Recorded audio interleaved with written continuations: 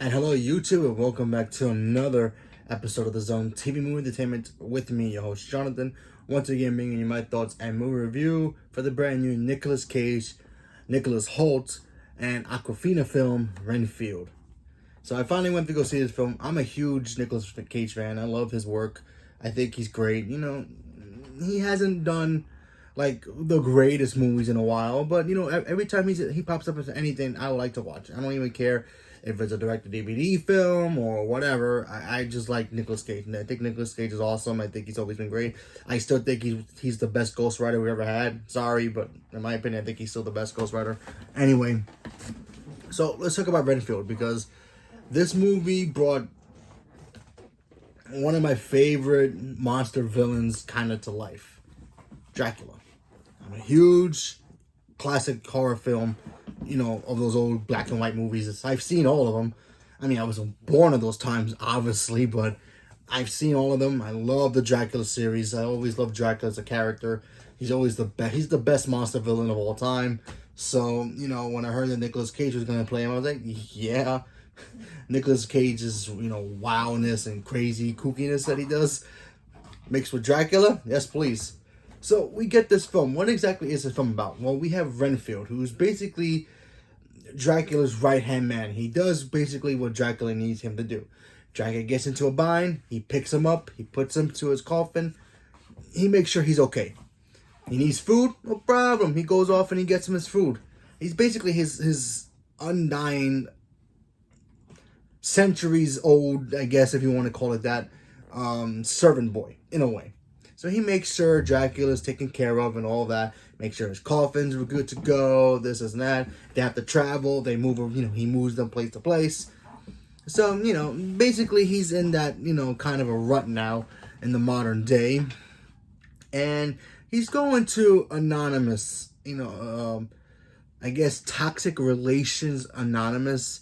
A lot of people out there, they have whatever toxic relationship it is, whether it's your boyfriend, girlfriend, partner, a boss who drives you crazy, whatever it may be. He goes there and he's starting to feel the I guess the spiral of his life going, flashing through him. Like, what have I done with my life? I've been serving this guy for nearly centuries, and I don't get to be me.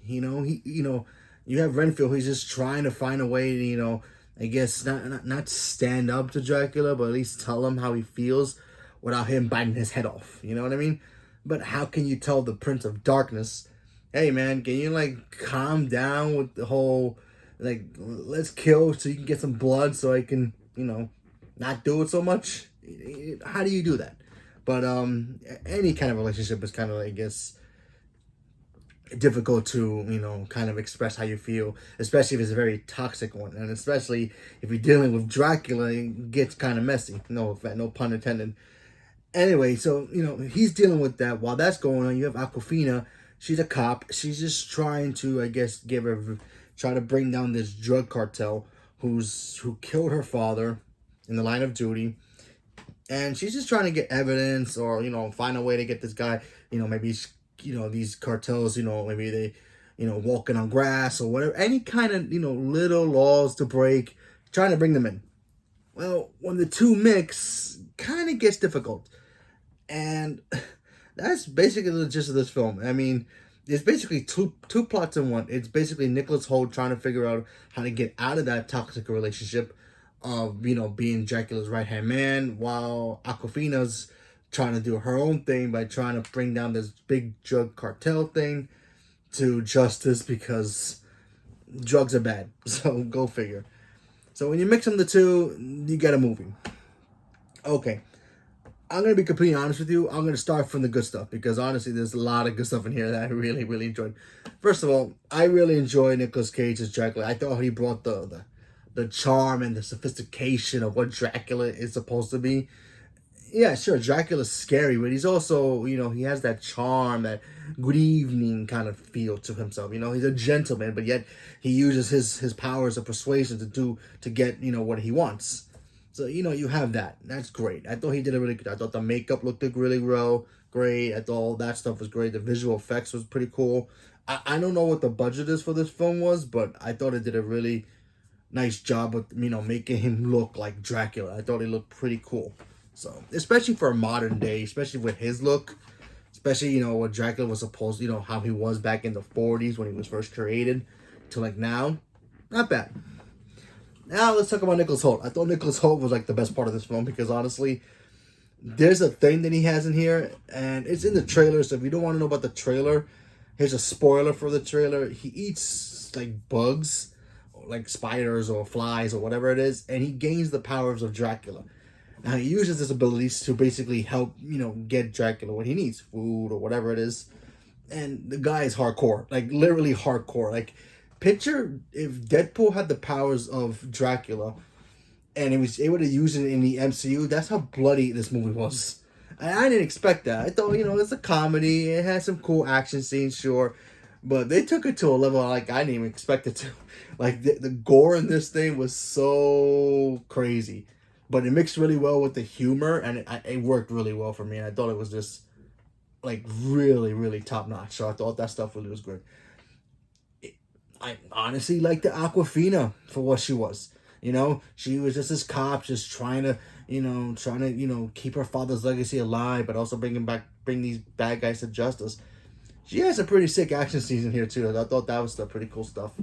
But yeah, so all that stuff was great. Now let's talk about the negatives about this film, because there's a couple. Small, but a couple. I thought the whole drug cartel people here were a little bit too cartoonish. They like, when you look at a cartel for like, or people who just want to like, manufacture drugs or whatever they call it, you figure they'd be more tough guys, tough girls, or whatever it is. These guys kind of felt like little cartoonish a little bit, especially the main like son, because there was a woman who was the boss, and then her son was like the right hand guy, like that guy who would like make sure these drugs get to the right place, and this and that. He was too over the top, a little bit too over the top for this film, and it's normally fine for certain things, but when you get it to a certain limit, it kind of drags a little bit in my opinion. But what can you do? Now this does hurt me a little bit because honestly, because I thought, like I said, he was great in it. But I have to give it to Dracula as well. I feel like Dracula in here was great, but I wanted more. Like, what exactly was his motivation in this film? Besides the fact that he bullies Nicholas Hoult in this film.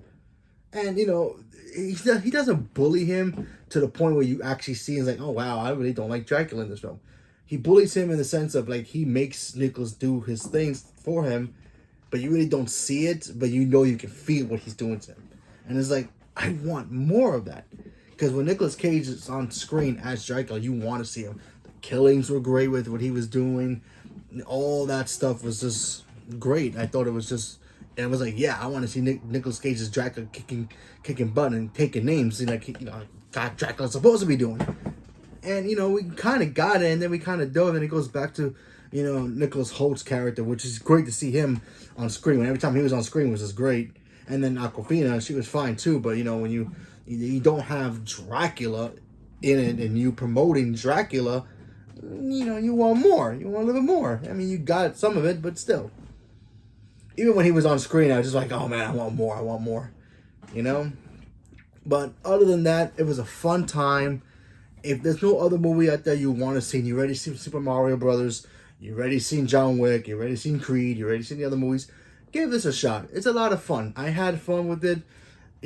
Nicolas Cage is Nicolas Cage, obviously. Aquafina was great. Nicholas Hoult was great. It was humorous, had cool action scenes.